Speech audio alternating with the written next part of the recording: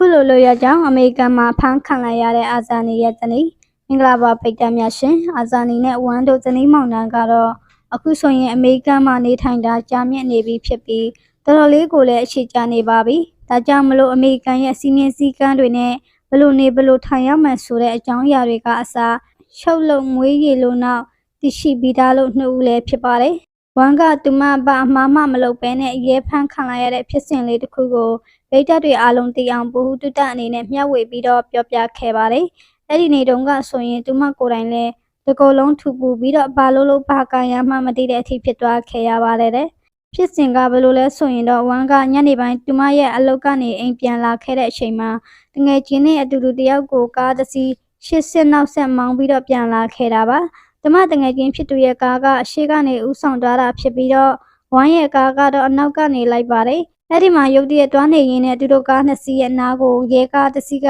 ထပ်ဆက်မကွာလိုက်လာပါတယ်။တကယ်တမ်းကျတော့အဲ့ဒါဟာသူတို့ကားကိုဖမ်းလိုက်တာပါ။ဒါပေမဲ့ဝမ်ကဒီတိုင်းအကြောင်းကိစ္စတစ်ခုခုရှိလို့လိုက်လံစစ်ဆေးနေတဲ့ပဲထင်ပြီးလုံးဝကိုတတိမထားခဲ့ပါဘူး။အဲ့လိုစမောင်းနေရင်းနဲ့မှအရှိကတကယ်ချင်းဖြစ်သူဟာသူမတို့နောက်ကနေရဲကားကထမကွာလိုက်လာတာကိုတတိထားမိပြီးတော့ဝမ်ကိုချစ်ချင်းကာရဖို့အတွက်ဖုံးဆက်ပြောဆိုခဲ့ပါတယ်။ဒါနဲ့ပဲဝမ်ကလည်းမောင်းနေတဲ့ကားကိုချစ်ချင်းလမ်းလေကျွန်းလေးမှာချရခဲ့ပါတယ်။သူမဘာအမှားမှမလုပ်ထားတာကြောင့်မလို့မျက်နှာငယ်လေးနဲ့ဘာလို့များအခုလိုဖမ်းရတာလဲဆိုပြီးရဲကိုမေးလိုက်ပါတယ်။ဒါနဲ့ပဲရဲတွေကလည်းအကြောင်းပြရှစ်ကိုဝမ်သိအောင်လို့ပြန်လဲပြောပြခဲ့ပါတယ်။ဘယ်ဘက်အနောက်မီးလုံးကမီးမလင်းလို့လိုက်ဖမ်းခဲ့တာပါတယ်။ဝမ်ကလည်းအဲ့ဒီတော့မှသူမရဲ့အမားကိုသိရှိသွားခဲ့တာဖြစ်ပြီးအပြင်းထန်တော့ဘာပြဿနာမှမဖြစ်ခဲ့ပါဘူးဒီတိုင်းရိုးရိုးတတတန်ဝေလေးပဲဆောင်လိုက်ရပါတယ်ဒါပြင်ရဲကသူတို့ကားရတဲ့အခါမှာလမ်းလေကျုံးပေါ်ချမ်းမရဖို့အတွက်ထပ်မံပြီးတော့တောင်းတတိပေးခဲ့ပါသေးတယ်အာဇာနီကလည်းအဲ့ဒါတွေနဲ့ပတ်သက်ပြီးတော့သူ့ရဲ့မိန်းမကို